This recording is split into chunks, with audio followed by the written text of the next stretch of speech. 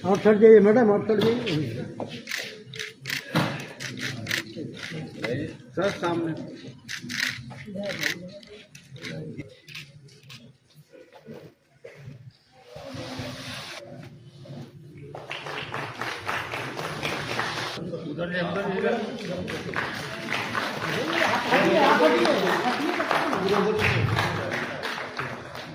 बनवासी कल्याण आश्रम के समिति को मैं हार्दिक आभार व्यक्त करती हूँ। आज का यह पावन अवसर संस्था तो आमने सामने युद्ध में जो नहीं लड़ पाते थे, जैसे मान लो अपन देश चले गए या इस्लाम चला गया, उनके शासक चले गए, हम आजाद हो गए, तो छद्म रूप से हमारी एकता को खंडित कैसे करें, इसके प्रयास लगातार हो रहे हैं, आज भी हो रहे हैं। और वो हथियार उनके पास धर्मांतरण का, पैसे की उनके पास कमी है नहीं, पैसा होगा उनके पास, तो धन के माध्यम से प्रलोभन देकर उनकी सोच को बदल देने का एक अभियान चल रहा है देश के अंदर। लेकिन दूसरी ओर स्थिति का हम जिन्हें आज बनवासी कल्याण आश्रम का स्थापना दिवस मनाया जा रहा है। इस संबंध में हम बात करते हैं इनके कार्यकर्ता से। नमस्ते, अपना परिचय बताइए। मैं प्रियंवदा कुमारी केसरी, बनवासी कल्याण आश्रम, पटना महानगर, महिला प्रमुख। अच्छा, ये जो आज स्थापना दिवस मनाया गया, करीब 100 साल पूरे हुए हैं ना, तो अब तक के क्या उपलब्धि रही है? 100 साल तो पूरे नहीं हुए, लेकिन आज बाला साहब देशपांडे जी का जन्म दिवस है और उसको हम लोग स्थापना दिवस के रूप में मनाते हैं। तो आज हम लोग बनवासी कल्याण आश्रम पटना महानगर के सभी पदाधिकारीगण यहाँ उपस्थित हुए हैं उनके जन्मदिन को मनाने के लिए, उनका स्थापना दिवस को मनाने के लिए। और बनवासी कल्याण आश्रम, जिस तरह से आपने देखा होगा कि वर्षों से हमारे हिंदुओं को ईसाई बनाने का प्रयास चल रहा है, और ये कुचक्र आज से नहीं वर्षों से चला आ रहा है। तो हम हजारों कार्यकर्ता हमारे जैसे हैं जो पूरे बिहार में, देश में बनवासी कल्याण आश्रम के तहत काम करते हैं, और हमारे जो गांव में, हमारे जो ग्राम में बनवासी बसे हुए हैं, जो हमारे आदिवासी जनजाति बसे हुए हैं, उनको हम लोग आश्वस्त करते हैं कि तू और मैं एक रक्त, आपका रक्त और मेरा रक्त एक है, और हम लोग दोनों ग्रामवासी हैं, वनवासी हैं, लेकिन हम लोग एक हैं। और आप धर्म परिवर्तन ना करें, हम आपके साथ हर समय, हम आपके साथ कदम से कदम मिलाकर आगे बढ़ेंगे। आपके साथ आपकी शिक्षा है, आपकी जो ज़रूरत है, उसके लिए हम बनवासी कल्याण आश्रम के जितने भी लोग हैं, गांव-गांव में हर जगह लोग बनवासी कल्याण छात्रावास के तहत वैसे आदिवासी बच्चों को पढ़ाने का, रखने का कार्य कर रहे हैं, जिससे हमारे आदिवासी जो रहते हैं, जंगलों में रहते हैं, वो शिक्षित हों, अपने पैर पे खड़े हों, और उन्हें ये पता हो कि हम यहाँ के मूल निवासी हैं, भारत के मूल निवासी हैं, हमें धर्म परिवर्तन नहीं करना है और हमें किसी के कुचक्र में नहीं पड़ना है। क्योंकि वो भी शिव की पूजा करते हैं और मैं भी शिव की पूजा करती हूँ, तो इसलिए इस तरह के कार्यक्रम से जगह जगह हम लोग कार्यक्रम करते हैं, लोगों में जागरूकता फैलाते हैं और लोग जागरूक होते हैं। और इस विषय पे मीडिया के माध्यम से, प्रिंट मीडिया के माध्यम से, टीवी मीडिया के माध्यम से हम सभी जगह ये बात जाती है कि हमारे जो ग्राम के जो लोग हैं, हमारे जो आदिवासी बहनें हैं, माताएं हैं, भले ही वो गरीब होती हैं, लेकिन वो बहुत ही स्वाभिमान से जीती हैं। वो भले ही दातून बेच लेती हैं, लेकिन वो कभी भीख नहीं मांगती हैं। ये बहुत बड़ी बात है और उनसे हम बहुत बड़ी प्रेरणा लेते हैं, उनसे बहुत बड़ी शिक्षा लेते हैं, और उन्हें हम अपने बहुत नमन करते हैं ऐसी महिलाओं को जिन्होंने हमारे भारतीय संस्कृति को बचा कर रखा, हमारे पर्यावरण को बचा कर रखा। यदि पर्यावरण को यदि किसी ने देश में बचाया है तो वो है आदिवासी समाज।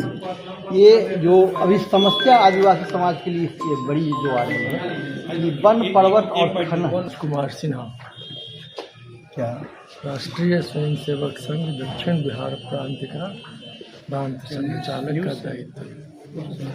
अच्छा, ये अभी जो बनवासी कल्याण आश्रम के लिए आप लोग कार्यक्रम कर रहे हैं, जो बड़ी समस्या आ रही है कि वन, पर्वत, खनन, इस पर माफियाओं का राज चलता है और शासन के द्वारा संरक्षित राज्य चलता है। इस पर आप लोग अब तक क्या काम कर पाए हैं? वनवासी कल्याण आश्रम का काम है वनवासियों के बीच सेवा करने का। शिक्षा, स्वास्थ्य, स्वावलंबन, पर्यावरण संरक्षण, आपदा प्रबंधन, ये सब इनका जो है पहलू है। कुमार, सचिव वनवासी कल्याण आश्रम, पटना महानगर। ये वनवासी कल्याण आश्रम का जो कार्यक्रम वनवासी आप कल्याण नगर में कर रहे हैं, वन संरक्षण, आप सामाजिक दृष्टि से उन्हें उबारने का, उन्हें संरक्षित करने का काम कर रहे साथ में हैं। इसके लेकिन इनका जो संपदा है, वन है, पर्वत है, खनन है, इस दिशा में किस प्रकार से बाला साहब देखिए, स्वाभाविक रूप से हम लोग का जो ये वनवासी कल्याण आश्रम है वो मुख्य रूप से जनजाति के लिए ही ये बनाया गया है, जनजातियों के विकास के लिए, उनके इम्प्रूवमेंट के लिए।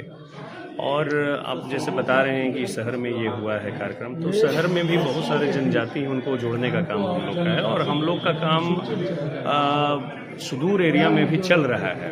हम लोग की स्कूलें हैं, है ना, मेडिकल व्यवस्था है, फ्री ऑफ कॉस्ट है, हॉस्टल है, वो भी फ्री ऑफ कॉस्ट है जनजातियों के लिए।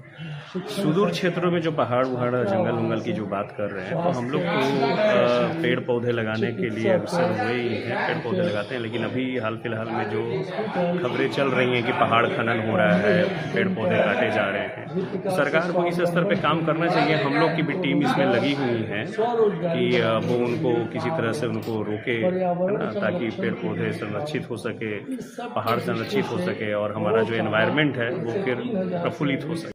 अपना परिचय बताइए। मैं आशुतोष कुमार, वनवासी कल्याण आश्रम का प्रचार प्रमुख, प्रांत का प्रचार प्रमुख। एक कार्यक्रम जो चलाया जा रहा है, इसमें किस प्रकार से लोगों को जो मदद करते हैं, किस प्रकार से मदद करते हैं? इसमें 14 आयाम हैं, जैसे शिक्षा है, धर्म जागरण का काम है, ग्राम विकास का काम है, इसमें श्रद्धा जागरण मंच है, सब हम लोग का एक आयाम चल रहा है।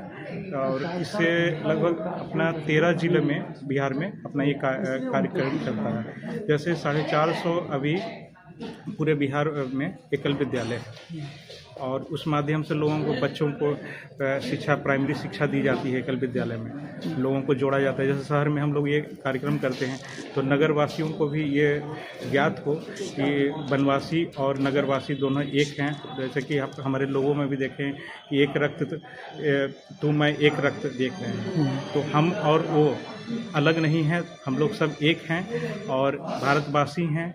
वनवासी और नगरवासी सब भाई भाई हैं। ये सब एक मैसेज देने का काम। ये एक बड़ा काम जो वनवासियों के संरक्षण में और वन के संरक्षण में होना चाहिए, जिसमें आप लोग आगे बढ़ सकते हैं क्या कि जैसे वनवासी लोगों की एक समिति बने जो सरकार द्वारा पोषित हो, माफिया वहाँ प्रवेश नहीं करता। जी, इसके लिए प्रयास की जा रही है। दर्शकों, आज 26 दिसंबर जो संस्थापक रहे बाला साहब देशपांडे, उनका जन्मदिन है और जन्मदिन को वनवासी कल्याण आश्रम स्थापना दिवस के रूप में मनाता है। आज पटना में जो आयोजन होना था, इसमें अति विशिष्ट अतिथि के तौर पर बिहार के महामहिम राज्यपाल आमंत्रित थे, लेकिन किसी कारण से बिहार से बाहर होने के कारण वो उपस्थित नहीं हो सके। कार्यक्रम विलंब से शुरू हुआ। कई वक्ताओं ने अनेक बातें कही। असल में जो बाहर से विदेशी आक्रांता आए थे वो भारत का आर्थिक दोहन, सामाजिक दोहन, सांस्कृतिक दोहन करने के लिए आए थे। और उसमें फिरंगी काल में, ब्रिटिश शासन काल में 1894 में फॉरेस्ट एक्ट बनाया गया था, जहाँ से पुरातन परंपरा के तहत आदिवासियों का अधिकार छीनकर वन और खनिज संपदा को अपने अधिकार में ले लिया गया, उसका दोहन किया गया और वन, पर्यावरण, प्रकृति को नष्ट भ्रष्ट करने का प्रयास किया गया। बाद में 1952 में